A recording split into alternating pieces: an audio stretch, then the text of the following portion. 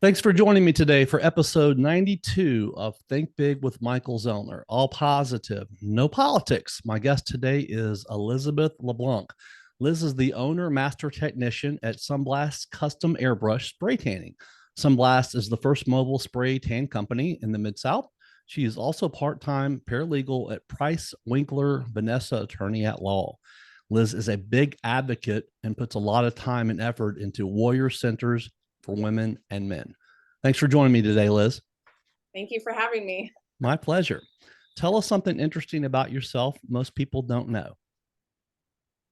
Oh, goodness. That I was almost born in a helicopter, traveling from Cuernavaca, Mexico to Santa Monica, California. My mother went into labor in Mexico, and I was born in California. I was almost a dual citizen, and I speak fluent Spanish. So a lot of people don't know that about me. St. John's Hospital, I believe. Yes, in Santa Monica. Yeah. So you grew up in Ross, California, which is a small city right outside of San Francisco, and you graduated from Robert Louis Stevenson High School in Carmel. What are some of your best memories that you have of your childhood? Oh gosh, well, I was raised by a Mexican nanny, and that was one of my best memories because she was practically my mom. I got to travel a lot with her. I love California. I love the weather. I went to boarding school my freshman year in high school. First people think it's scary, but it's not. It was one of the best experiences of my life.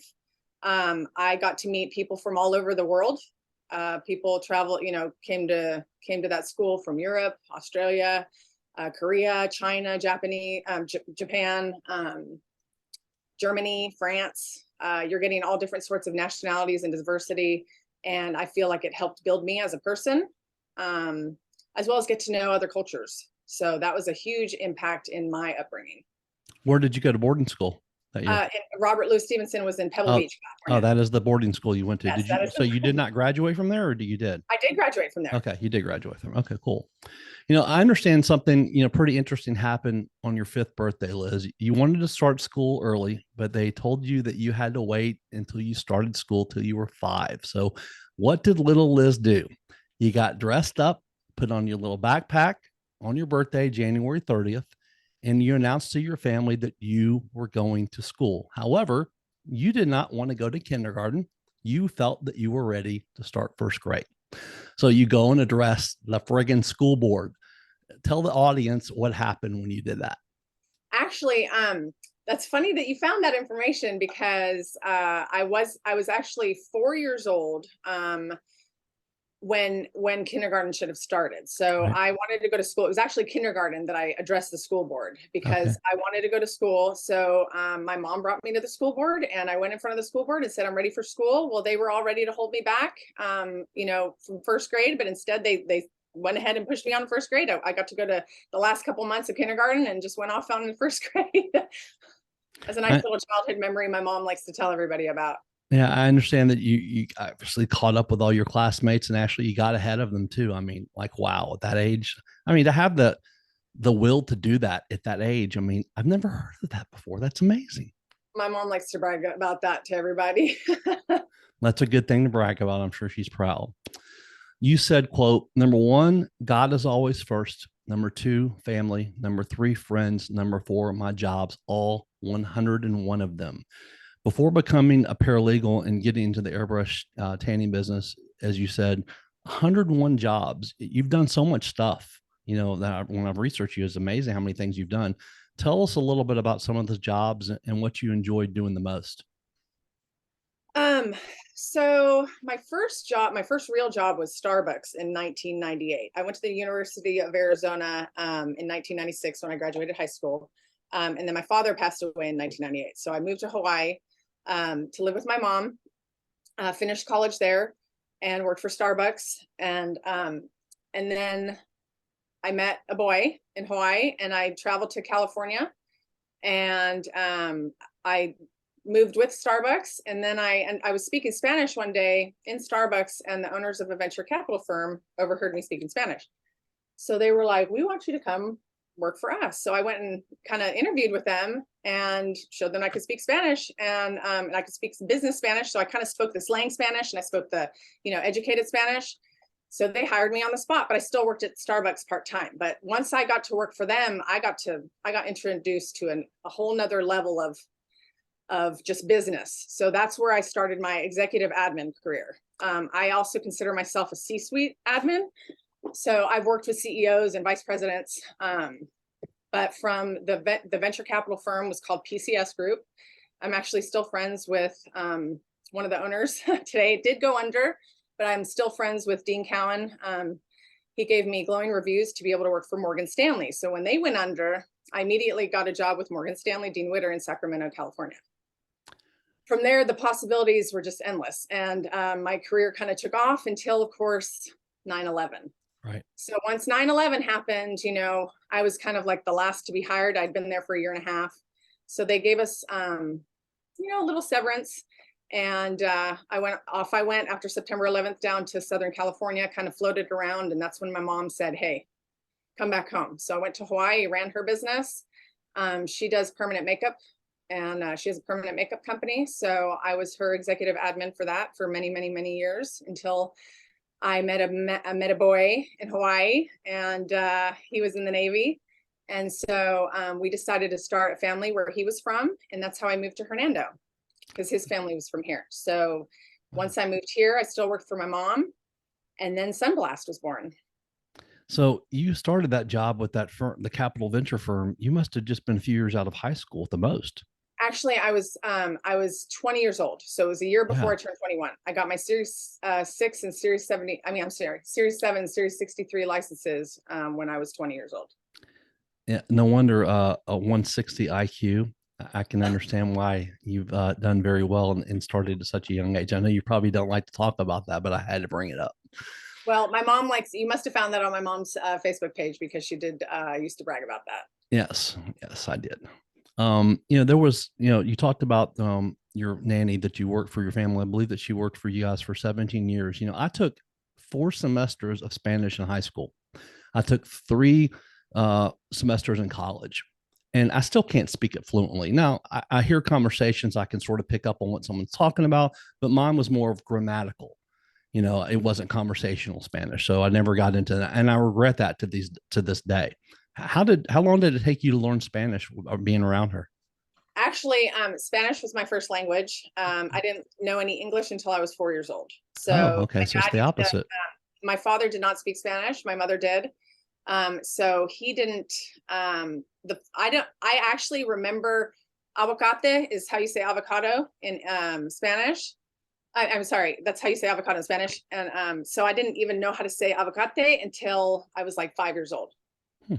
My dad had to pull me away so that he could be able to communicate with me. So my mom always joked about that. I don't remember that, but I do. I mean, I spoke it growing up. It helped me tremendously because in California, there's a large Hispanic market. So you're going to have to teach me Spanish or teach me the best way to learn how to, because I really, honestly, I do want to learn how to speak Spanish.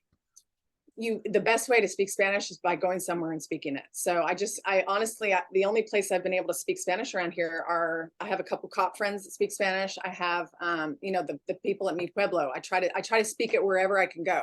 Right. But I love it. I was just in Miami last month, and I was able to speak Spanish everywhere. It was wonderful. Little things that I forgot how to say, cuchara, spoon, all came back to me, but I need to speak it more. So maybe we can speak together. It's funny when I'm out somewhere and I hear people speaking Spanish, I always joke around, like if they're having a conversation, they think I don't understand. I mean, obviously I know a few words. I always go entiendo. And their eyes like get real wide, like, so, oh, he understands. I'm God, just kidding. Like you see the looks on their faces. Sometimes it's pretty funny. You said, quote, "We have all messed up in the past, but as long as you have a conscience of some sort, you can admit when you're wrong and you don't thrive on putting people down, we're good to go," unquote. Why do you think a lot of people who do mess up have a hard time admitting that they're wrong? Shame, embarrassment. You don't want to acknowledge that the wrong thing that you did is real. Denial. I mean, I've been there, done that. I mean, I was drunk for 2 years, from 2010 to 2012. And it was very, very hard to acknowledge that. I knew what was going on, but I didn't want to hear it. You know, I had a messy divorce. And I think that quote stemmed from that time in my life, because I did some stupid crap. I owned up to my shit. I moved on.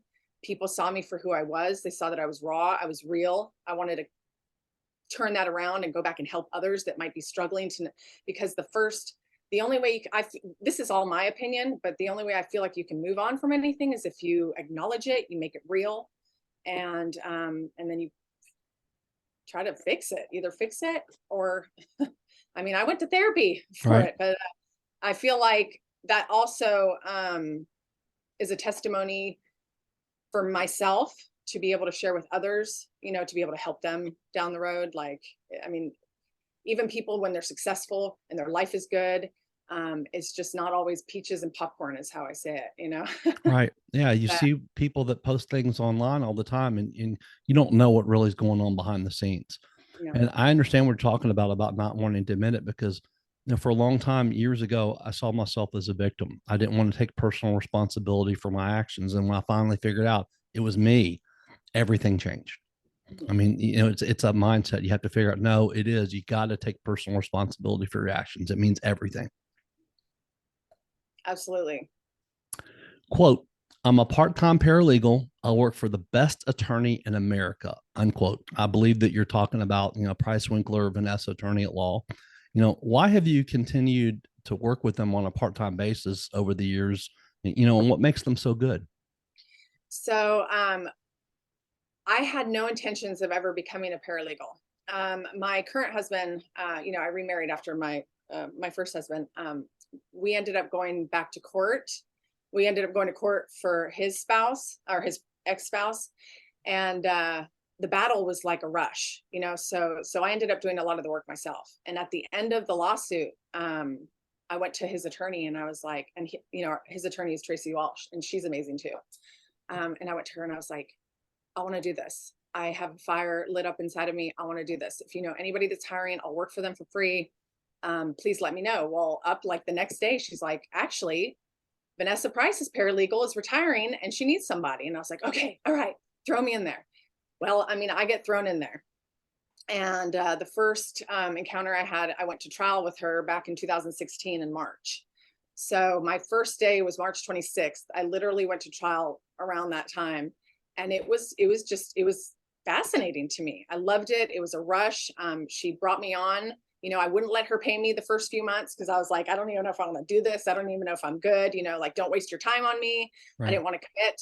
But then I saw how she worked, how ethical she is, how she loves her family, like just everything all into one. So yes, now I can say I cannot confirm or deny if she's the best attorney in America.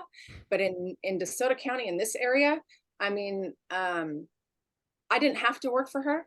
Right. I chose to stay with her because of the type of person she is, because I love Cassidy. That's her other paralegal. I mean, we just all kind of clicked.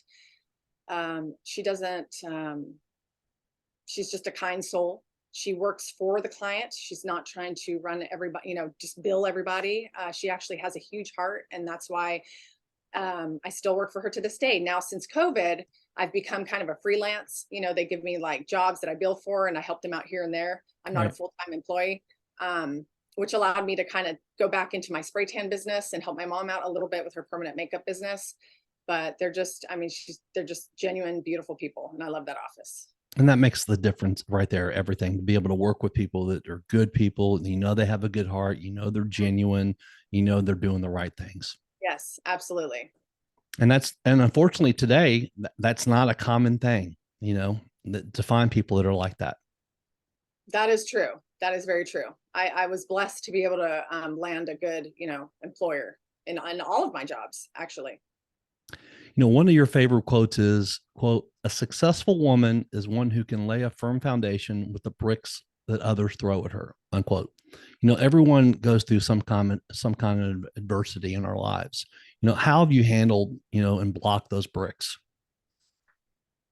Well, I don't think I've blocked the bricks. I've pretty much caught them and put them on, you know, and set them down in order is how I like to say. So sometimes, you know, maybe I'll go like this and break them in half. I feel like they were thrown at me for a while.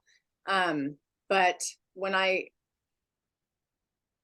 feel like I got my life together, I started catching them and laying them down as a firm foundation, and use that to kind of build who I am, to build my business. And instead of, like you said earlier, mindset is everything. So once I shifted my mindset, to just focus on myself and building myself and not worrying about what everybody else is doing.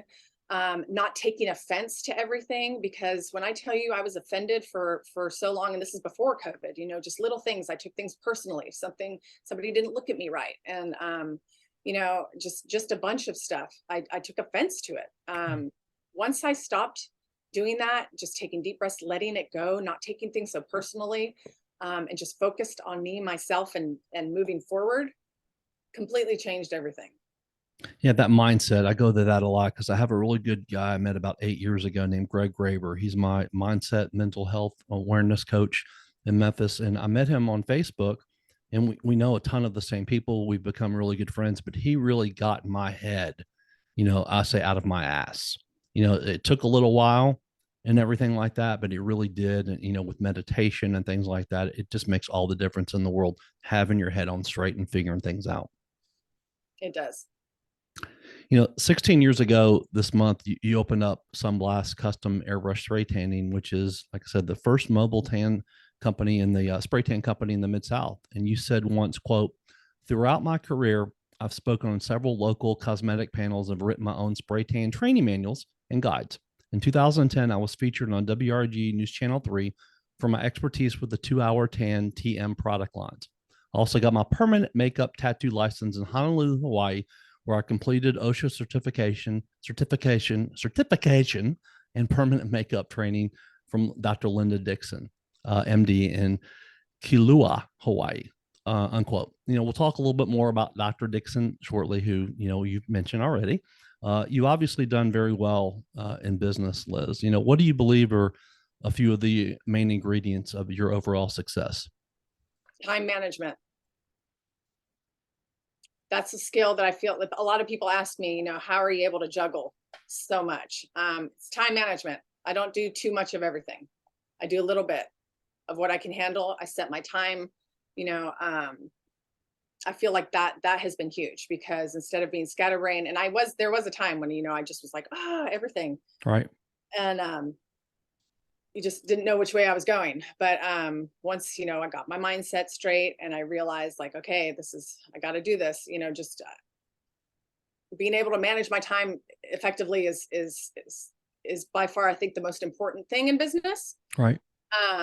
Along with your integrity and being honest and hardworking. But I believe that time management and being able to delegate and automate, really helped me a lot. And a lot of people have a big problem with time management. I'm a big calendar person. I have an online calendar. I have a handwritten calendar. There's still the calendar books that people had years ago that a lot of people just put everything in their phones now or their computer. But I do both, because I'm like, I want to know every hour on the hour what I have going on and be on top of it. Yeah.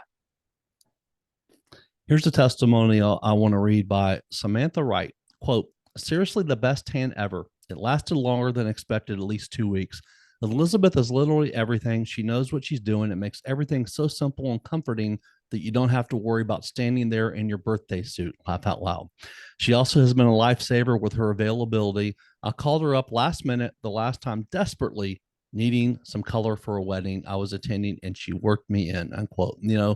Doing super quality work, and being there for people in situations like what Samantha just mentioned and described, it makes all the difference in the world for people, doesn't it? It does. And I didn't even have to pay her to write that review. I love Samantha. She's amazing. I love all my clients. There's a quote out there that says, you're going to turn a client into a friend faster than a friend's going to become a client. And I feel like that's how it's been with me. I've a lot of the people that I've met in the Mid-South when I moved here in 2006 from Hawaii, I've met from my spray tan business. So back then, we advertised on MySpace. That's how I found Janet, who ran the Hooters. I know she was the manager of the Horn Lake Hooters around here, and I found her on MySpace, and I messaged her, And she got me into meeting all the ladies, and I got thrown in, probably only been spray tanning for 5 months. We didn't even have the big machines we had back then. Turned 90% of the whole Hooters competition orange, like dark orange, in May of 2007. But I was the only technician. I mean, they looked great on stage because they had all the red Marlboro lights, you know, kind of shining on them. But man, did I do a job on them? But they looked great for the event. But the next day they were peeling. They had black hands and feet. I mean, I learned a lot from them, and thankfully they kept coming back because I was the only one doing it. So, but I learned a lot from them. So I'm grateful for the friends that I've made that have helped me grow in this business, that I've screwed up on, that have come back to me, that have allowed me to grow and learn. I'm grateful for every one of them. How's the business changed over the last 16 years? Gosh. Ooh. Well, the first couple of years in 2006, they didn't have, they're called HVLP, high volume, low pressure machines, which basically somebody got the idea of turning like a car paint sprayer, you know, like a paint gun, into a spray tan gun. And once they did that, they custom made the HVLP machines into spray tanning machines. Before that, they were using the airbrush pencils. So that's what I was using for the first 3 years, the little airbrush like makeup pencil. And it took about 40 minutes per person. Right. So that's very, very time consuming. So it started off with the airbrush pencil. Then we went to HVLP. And the solutions, you know, a lot of people, like, you get that orange, everyone's scared to be orange. And there wasn't a lot of awareness. People were still going to tanning beds 16 years ago. People are still, you know, just in the last, I want to say like 4 to 5 years, has there really been, you know, people like celebrities and stuff getting skin cancer, bringing more attention to it. My father died of skin cancer. He had metastatic melanoma that just spread to his brain and his whole body. But, you know, he was a sun worshiper. Like he would hold a spoon over the fire stove until it got really hot, and he would zap his little like red marks on his face. Yeah. Until they scabbed and fell off. Like, he did that himself. But back to answer your question, it's come so far. It's come so far. People, you know, now we've got estheticians and beauty professionals, you know, everybody's like doing all these multiple services, beauty services, and they're bringing spray tanning into it because everyone's realizing this is like the safest way to get color. You don't damage your skin. It's nourishing. Spray tan solutions about 10 to 12 years ago were very, very drying to the skin. There's a lot of rules. You know, some people felt like itchy. DHA is the main ingredient in it. It's called dihydroxyacetone. It can be drying. You know, there's cheap DHA. There's expensive DHA. There's cheap products, there's expensive products, but you know, now since COVID, it's just blown up. It's completely blown up. It's turned into a 6-figure business. People are coming out of the woodwork doing it. You know, all these beauty businesses are incorporating it, teeth whitening, permanent makeup. Beauty is huge now. People are starting to realize, I got to take care of my skin, my body, inside, outside. It's a huge market. And I love it. I love making people feel beautiful. I like the confidence when somebody's staring in the mirror here in my studio with their tan line, pulling down their, you know, seeing their tan line, going, oh my God, yay. You know, I have mirrors everywhere. They can check themselves out. I don't have nobody ever leaves my tanning studio unhappy. That's and wonderful. I like that, because at the law office, you get a lot of unhappy people, and it's not because of us, it's because of what's going on in their life. So right. I love people. I love making people feel beautiful. I like bringing confidence to them, because I like feeling confident. I didn't think about it that way. You have a happy business because you're right. You make everybody happy, and that's good. That's what it's completely different. You're right. Business. Yeah, absolutely. You know, you said about sun worship. I know that. I used to lay outside baby oil, which is the worst. I used to tan tanning beds 5 to 6 days a week. I was bad. And I finally stopped about, I guess, 10 years ago or so, because I was like, I have a good friend of mine who's my dermatologist. I grew up with her. And when I had to go to her one day for something unrelated to sun, she looked at me and she says, it's very apparent what you're doing, and you're going to stop, because if you don't stop now, something bad's really going to happen to you. So I stopped. But it was not easy to do that because I was just so used to always being super dark. Well, I can fix that for you. Yes, I know you can. And we'll talk about that for sure. You said, straight from the mouth of @SunKissGlowBunny, quote, if your man tells you that you don't need a spray tan, remind him that you don't need him either, but you want him, unquote. If a woman wants a spray tan, their significant other better listen to them or else, right? Yes, that's actually a quote from a good friend of mine, Lindsay Bavin. We use the same solution. We've gone to conventions with each other, and she's got some of the best quotes. But I mean, it's true. It's like, okay, you tell me I don't need a spray tan. Well, I mean, I really don't even need you either. But here I am. That's funny. Airbrush tanning is definitely, we talked about this. You just mentioned it's the healthier alternative to tanning outside or using tanning beds. And, understand that airbrush tanning actually can make you look healthier. It can make you look leaner, disguise cellulite, blemishes, and other, skin imperfections. Do you get many clients that have, tanned obviously other ways before, like me, that decide that this is obviously so much safer than them, both short and long term?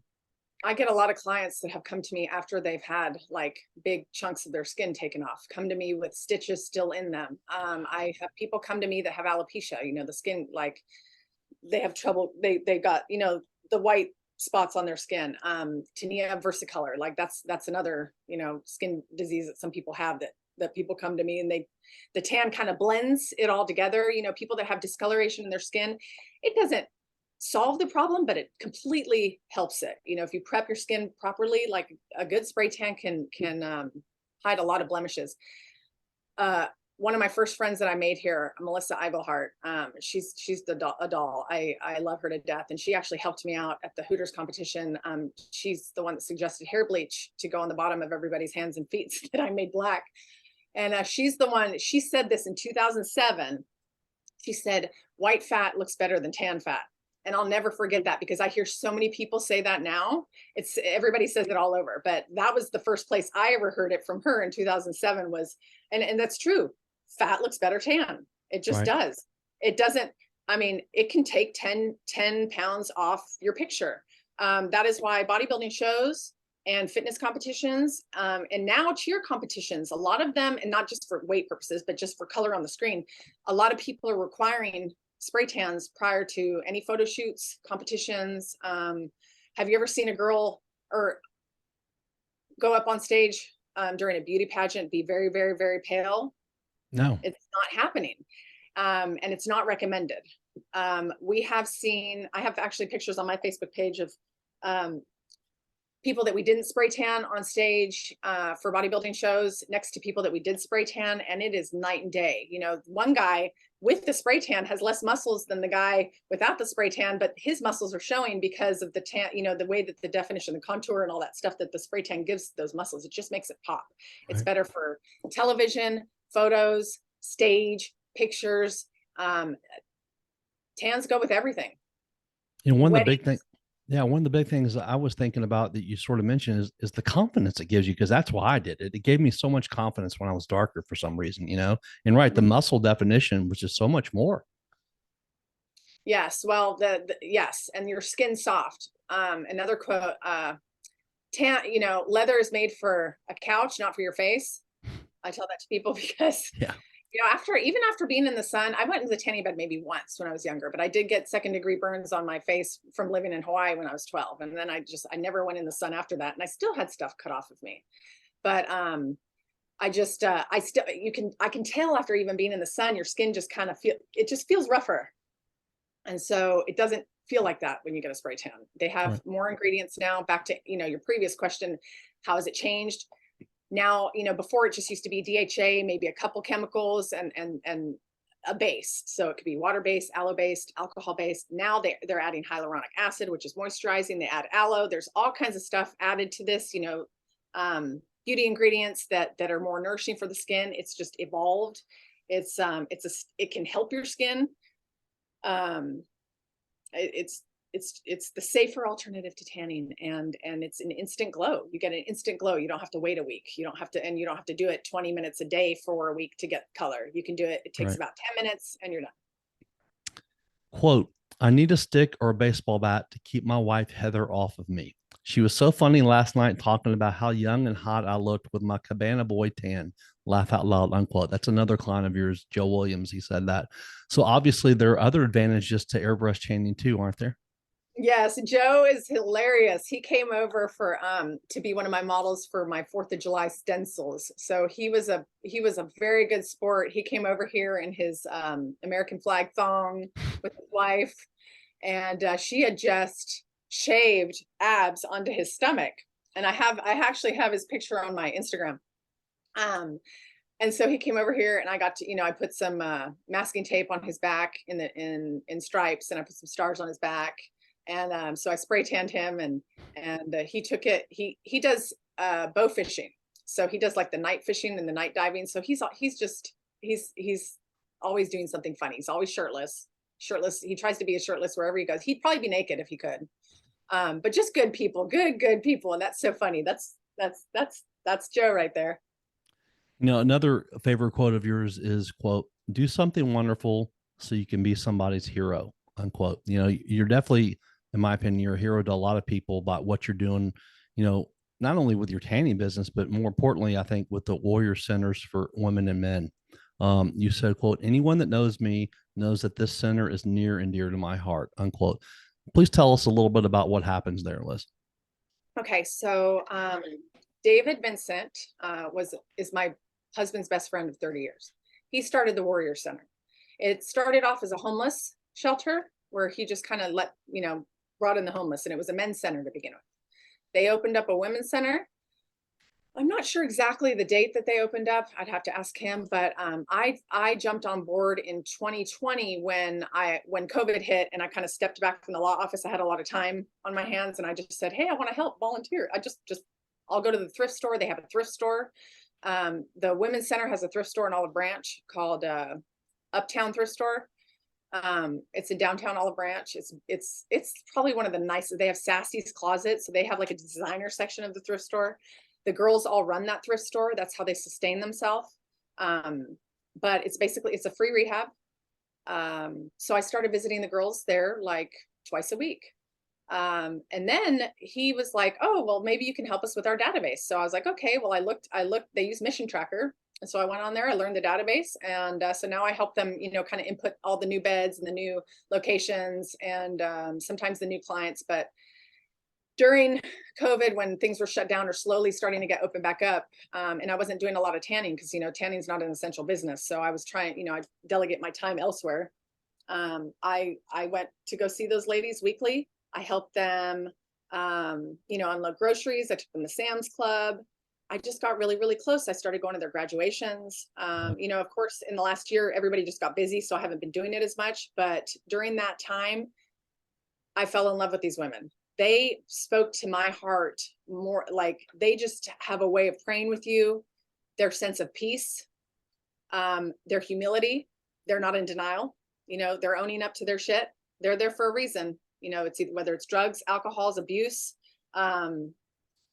That's what the Warrior Center is for. It's there for people that want to make a change in their life, whether it's drugs, any kind of addiction. It can be any kind of addiction. So I'm sexual addiction, alcoholism, drugs.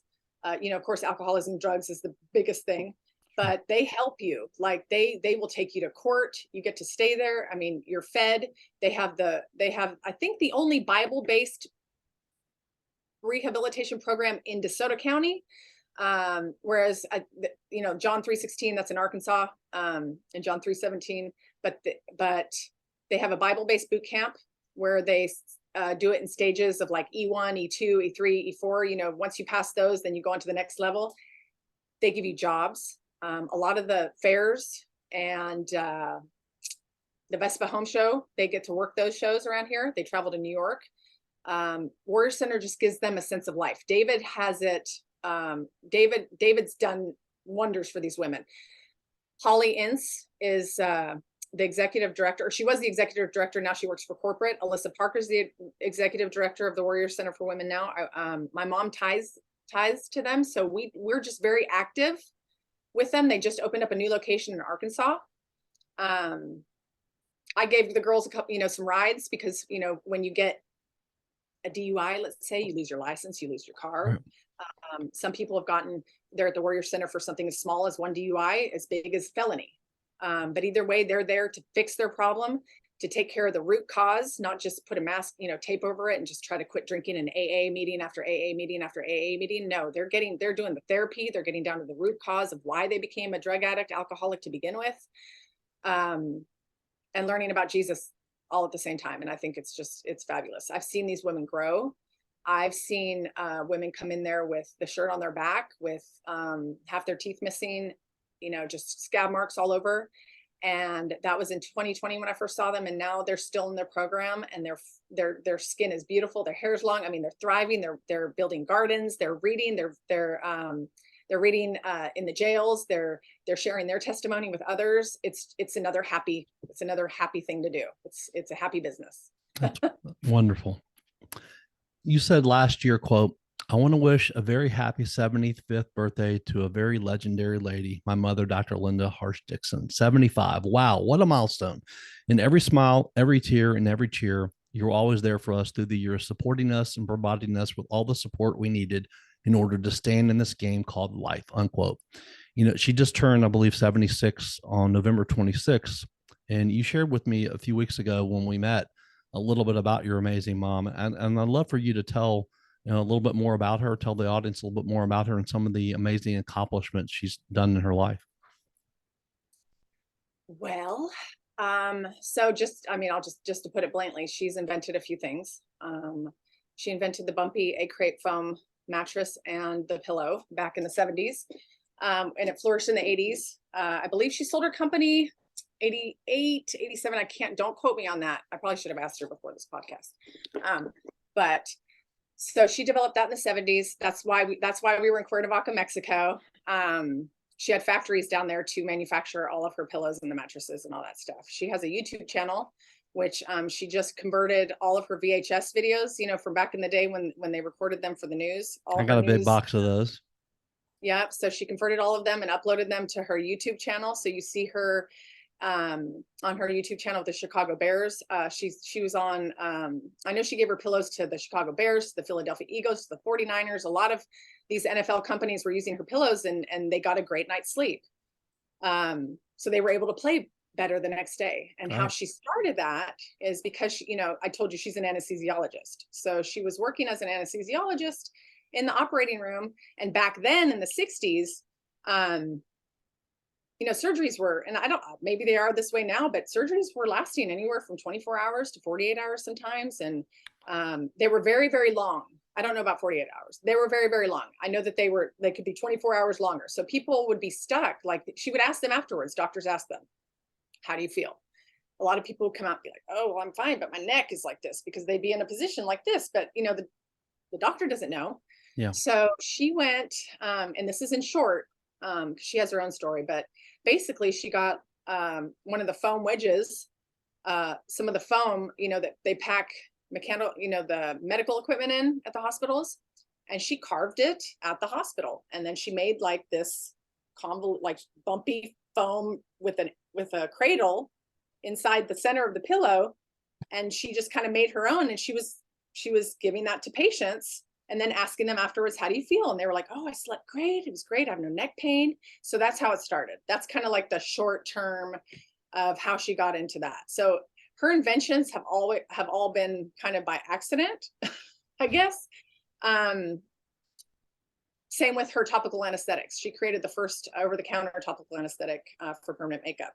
So that was because she went into a tattoo parlor in the 60s or the 70s and got her eyeliner tattooed on, and it was painful. And so then she was like, I gotta figure something out so this isn't painful. And then voila, here's your topical anesthetic. So wow. Yeah, she's definitely come up with some very amazing products that have helped many, many people. I still sleep on one of her pillows to this day. It's not the bumpy egg crepe foam one, but after she created that one, she was working with some other companies with the memory foam, and she created a Comfort Joy pillow. She doesn't sell them anymore, so she only has like 8 left. And so we all kind of guard them with our lives. My daughter has one. My son has one. I have one. We have 3 in Hawaii. So yeah, we're kind of guarding those pillows with our life. They're the last of them. That's just amazing to do all that. And when you said happened by accident. I don't believe in coincidence. So it didn't happen by accident. It happened because it was supposed to happen. Yes, absolutely. I love this quote of yours. It says, quote, success in marriage does not come merely through finding the right partner, but through being the right partner, unquote. You said you and your husband, Robby, celebrated your 9th anniversary this past July 14th, I believe. He said of you, quote, if I asked anyone that knows you to describe you in one word, I'm sure most would say giving. The amount of time and energy you give daily is amazing. You're the best wife to me, the best mother to our children, and the best friend to anyone that knows you. I appreciate everything you do for me daily, and I most appreciate how smoking hot you are. Oh my God. Love you lots, unquote. And you said of Robby, quote, thank you for entering my life and completing it, for being a real father to our children, for letting me do what I want and supporting my hobbies, basically taking over my hobby. And you were referring to tennis, for having a big heart, for showing me love and always making me laugh, unquote. Wow. Yeah, that's a special marriage that you guys have there. And I know you've shared with me a little bit about what you went through before. So that makes this even more special. You have a great bond. Tell us a little bit about your life.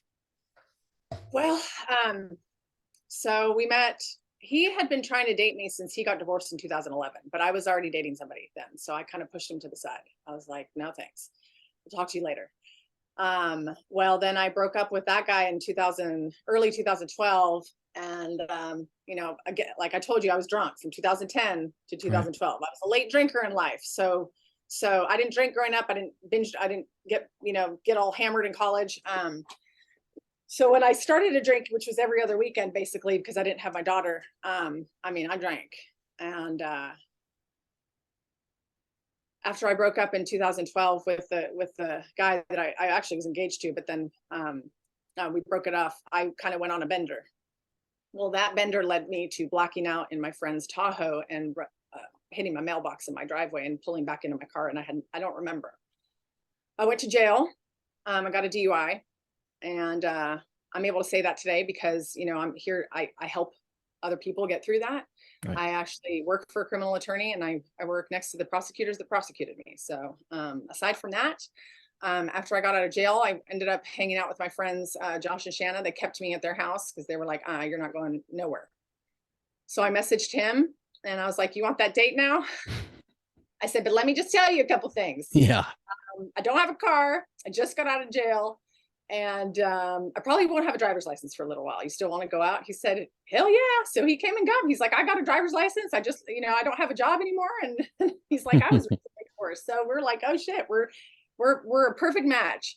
But aside from all that, I feel like he saved me because it was when I met him that I realized, oh my gosh, like this guy genuinely loves me. And I don't think I loved myself to be able to accept love before. I think that was a huge, probably a huge issue with my previous relationships, after my divorce. I didn't love myself enough. Right. And therefore I wasn't a good partner. So like the quote that you said right before that, where you got to be a good partner, like I was a shitty partner too. I just wanted to party and have fun. Like I probably wasn't a good partner. So back then either, I was out of control. But when I met my husband, that was one thing. He didn't drink. Like he might have one margarita, and I'll never get the people that can have like 3 sips and be buzzed. But that's him. So, and he's never touched a drug in his life, never touched a cigarette. I like to think that I have an addictive personality. So I kind of morph with whoever I'm hanging out with. Now I would say I don't like, I choose, I kind of got out of that, but back then, if you were doing it, I was doing it too. Right. So because he didn't do it, I felt like he leveled me out a lot. Marriage wasn't always easy in the beginning. We didn't get married right away. I actually got pregnant before we got married. But which I'm very grateful for, I was a little kind of shocked then at the time because I don't think I was done partying yet.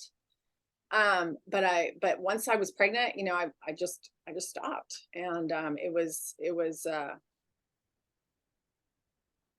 a beautiful thing. Our marriage has not been easy in the first few years of us being married. We had newborn. We didn't get to hang out with each other for very, very long before we had a child. We didn't do it right. We kind of did it backwards. But I'm very grateful for that, because now we have a 9, our son is 9. He'll be 10 in March.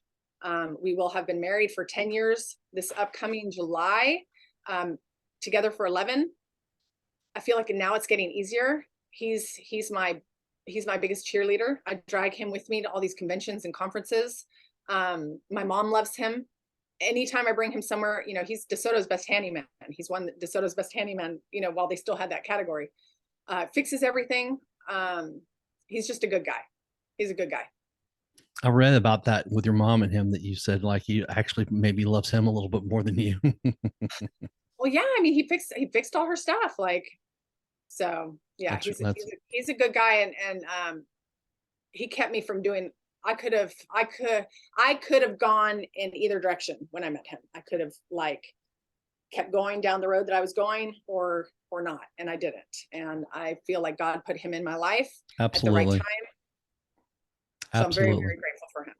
I talk about it a lot, and I don't mind obviously saying it all the time. The power of a moment, how one moment, how things change your life, and how that relationship that didn't work out, that you ended with the guy that you were engaged to, and then you reached out back to him. I mean, he could have been with somebody else, and he could have ended up saying, "Hey, I'm dating somebody else. Sorry," but he wasn't. It was the perfect timing, and it happened exactly the way it was supposed to happen. It was. And I mean, I was broken when he found me. I was broken. I was beyond broken. So, and I didn't realize it then, because I was in denial, know. But I think I owned up to all my crap, and started slowly taking the steps to unbreak myself and heal myself. It's been a healing journey. And another, while we're on quotes, you can't be a we without being a me. And once I felt like I was a me again, then I was a better wife. Right. You gotta you have to be healed. And finally, when I started healing myself, that's when I was able to kind of give my best version of myself to not just him, but to my children, to my friends. And then I'm able to give it back. If I wasn't put together, I couldn't be helping the Warrior Center. If I was still drinking, I couldn't be working for them. It'll be 5 years next year that you would have been there, not working for them, but in there. Yes, possibly. Yeah. Yes, yeah. Definitely. Yeah. But yeah, so now I did not quit drinking after 2012, but I actually chose to quit drinking because of my autoimmune condition that I found out that I had, Hashimoto's thyroiditis. And that's why I quit drinking. So it'll be 5 years next year. That I haven't touched a drop of alcohol. And I'll tell you, like, I don't crave it. My body feels amazing. My skin feels better. I don't even think about it. I don't need my life. Before, I thought that I needed alcohol to have fun, to be able to be outgoing, to be able to talk to people, to even be able to, to get dressed. Like, I didn't know. I didn't know how to live without it after 2010. Like, it was part of my life, on the weekends. Right. But I don't have any regrets, because back then I regretted a lot of stuff. And I feel like when you regret, then you're just constantly in this vicious cycle of like just beating yourself up, and then you can fall off the wagon again. Like, I don't regret anything. I could have killed somebody, drinking and driving, but I didn't. Thank you, Jesus. But I learned from that, and I'm able to help, and other people get down to the root cause, like the Warrior Center does. Well, sorry, I don't mean to be babbling, but that's just babble. That's fine. That's what people are here for, to babble. I feel like that's a huge part of who I am today. When I was younger, I did drink and drive. I mean, I didn't think, I never got so trashed most of the time, but I just didn't think about it. I mean, and obviously now I look back on that, I'm like, God, you're stupid. I remember one time I was coming home. I was like at Poplar in Shady Grove, going down Poplar, and it was probably 3 a.m, and I ran a red light. Thank goodness there was no one there. I got pulled over by a cop. I never forget. I was on my dad's Maxima, Nissan Maxima. And the cop, I couldn't believe it was so cool. I had just gotten, it was a horrible breakup that week with a girl. I went out and got really drunk. I remember that. And the guy, actually, the police officer, I don't remember his name, but he actually drove me home about 2 miles away off Massey.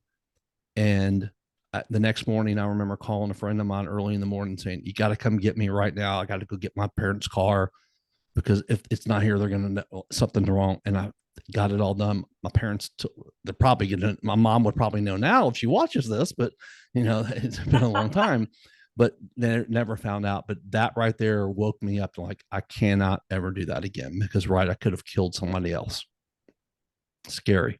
Yes. Very scary. Love it. Yeah. Yeah. You and Robby have 5 children together: Caden, Kelsey, Jade, Julian, and Caden. And I want to read one thing that you wrote to your daughter, Jade. It said, quote, "My daughter, you mean the world to me. So much out there for you to see. I'd like to take you in my arms and show you the world and all of its charms. As you grow a little day by day, God lights the path to guide you on your way. As you bloom out like a precious flower, you will always know God's wonderful power." Unquote. Love that. Share with the audience a little bit about your 5 kids and also your fur kids. Well, I love all my kids and my fur kids. I have the best stepchildren. 4 out of 5 of them live with us. Kelsey and Caden live in our detached garage. Well, actually, Kelsey moved in with her boyfriend. They have an apartment in Midtown, but we still have, a bunch of her stuff here. So I like to think that she's still here. Yes. And Caden lives in the detached. He works for my husband. Cannon, he'll be 16 in next July. So we'll have another driver, but he's in Illinois with his mom. He's in the 10th grade. And he's a good kid. He's a very, very good kid. They're all just amazing kids. And that was another thing that kind of sold me on, the whole Robby thing. I was like, wow, you've raised some really good kids. And I know I wanted another child. And so I'm glad I landed him. But aside from that, just very good kids. My daughter, Jade, she's on another level. I've been very transparent with her about everything, about, my DUI past. She knows everything that I've been through. She knows everything. I mean, I didn't tell her when she was like 8 or 9 to traumatize her, but she's 16 now. And the last couple of years, like she's been curious, and I told her. She knows that, and plus she's heard me talk on the phone, to people before that I've tried to encourage. I encourage people. Like, some people are suicidal after one DUI, and I'm like, here, hold my beer. Right. Not really. I don't have any beer. But my daughter, she's just, I don't know where she came from. She came from me, but her humbleness and her kindness. And I'm not just saying that because she's my daughter. Like, if she was an asshole, I'd be like, oh my God, my kid's an asshole. I'm not trying to sugarcoat anything.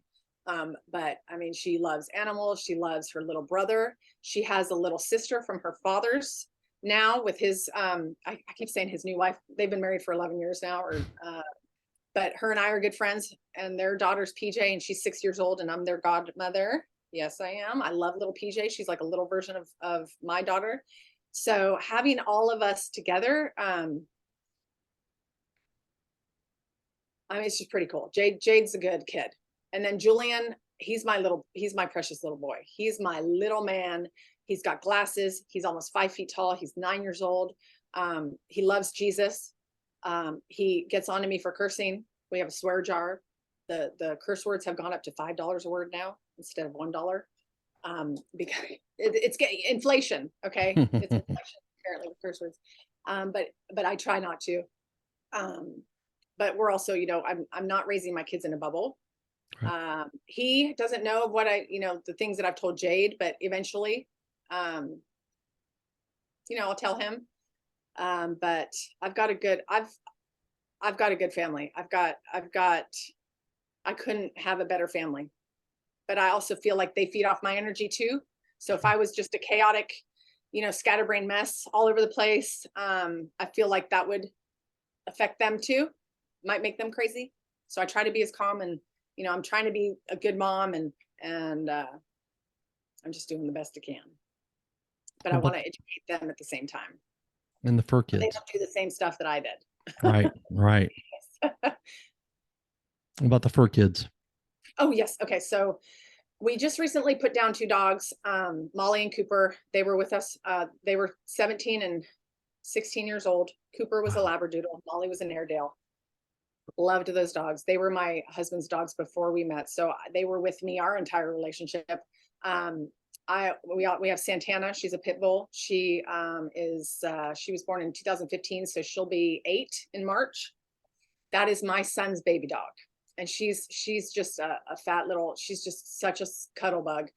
We just recently got Betty Brown. She is a brown Irish doodle. And I love Betty White. So what not a perfect name to call her Betty Brown. Right. So we call her Betty or Betty Boo Boo, but she's a beautiful little dog. We love her. She cuddles with you. Like you pick her up in your arms and she'll put her head on you. And she's just the cutest thing. I mean, she pees when she's excited. She just chewed off one of my ornaments on my Christmas tree. So now I got to put a thing. I mean, she's driving me crazy, but when she comes up to you and lays in your lap, I mean, dogs are emotional support animals. Absolutely. They are you can come home from the worst day ever and see your dog, happy to see you, and it can change everything. They're my family. I mean, when you lose one, you're losing a family member. Yeah, it's the worst. It is the worst. It is the worst. Yeah, 17 and 16. I mean, long lives, but still, you're still never ready for it. You're not ready. They lived good lives. They did. Yeah. No, I had to take Molly to go put her down. Kelsey and Caden took Cooper just because that was their dog. But they were the best dogs. They were the best dogs. Yeah, they are. My dog saved me a few years ago when I was going through hard time, suicidal and everything. And having my dogs made all the difference in the world. Because I remember looking around the room, and I've said this before on a podcast, and looking at their faces and like thinking, how could I do this? How can I leave them? I can't do that. I mean, what my mindset was like, what are the odds of someone taking all 3 of them? They've known each other and been around each other their whole lives. I just couldn't do it. So they saved me. So I'm so thankful to them that I still have all 3 of them today. So very thankful. Liz, what are the most important lessons that you've learned in life? Oh gosh.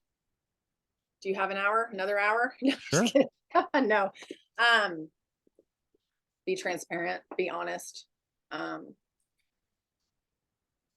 mean, it's cliche to say, but one of the most important lessons, pay your taxes. No, just be a good human being. Just be kind, love. When I was an asshole, I got reciprocated. People treated me that way. When I wasn't a good human being from 2010 to 2012, and I act like it. That was like I did that my whole life, but that was a huge part of my life. So I want to say the most important. Just be a good person. That's all I can say. It's not that hard to be a good person. Not that hard to be a good person. It's so cliche to say, but yeah. There's cliches for a reason. It's because they're true. Absolutely. And don't lie. You can't, that's one thing. You can never remember a lie. You can't remember a lie. Yeah. So why even try? Because then it's more brain power. The reason why I can sleep at night without drugs and alcohol is because I'm not out there screwing people over. And I'm not having to remember lies. So that's a huge thing for me. Don't manipulate people. Yeah, that's another one too. That's important too. Absolutely. Yeah, don't manipulate people. Don't gaslight. Just be a good person. I like that. How can people find SunBlast Airbrush Tanning and follow you on social media? And how can they get a hold of you if they're interested in find out more about what you do? Well, my internet presence, if you were to Google spray tanning or best spray tans near me, hopefully my business will pop up even in the Memphis area, in the DeSoto County area. It should, in Hernando, hopefully it should. But my business is SunBlast Mobile. Well, it was SunBlast Mobile Tanning LLC. I have rebranded to SunBlast Custom Airbrush Spray Tanning, only because I only do mobile parties of 5 or more, or wedding parties, and I travel for bodybuilding shows and the such. But if you were to, SunBlast Spray Tanning, you can Google that. My Instagram handle is @SunBlast Tanning. My Facebook page is facebook.com//SunBlast Mobile Tanning. Yeah, you can find me anywhere. I'm a authorized liquid sunrays certified technician, which is the bodybuilding competition solution. So any of the local shows around here that want to contact me, I carry Liquid Sunrays, which is a very popular brand. I carry a lot of very popular brands. I sell retail, anything sunless, come to me. I'll take care of you. And I'm going to spray tan you next. Yes, I need it bad. You and I met on LinkedIn a few months back, and and once we became friends on Facebook, we realized how many friends we have in common. I mean, it's amazing. Yes. Once again, it's cliche, but it is a small big city here in Memphis area. Your passion, enthusiasm for what you do, and in life in general, is a big reason why that you've had a great deal of success. And I could see why people navigate towards you, Liz. I really appreciate you coming on today. This has been a lot of fun. Thank you so much for having me, Michael. And I'm so glad that we got to connect. And I really appreciate the opportunity to put me on here. I know I'm not as big as all your other podcast people, but I really, really appreciate it. My pleasure. Thanks so much again. Thank you so much. All right. Bye-bye. Bye-bye.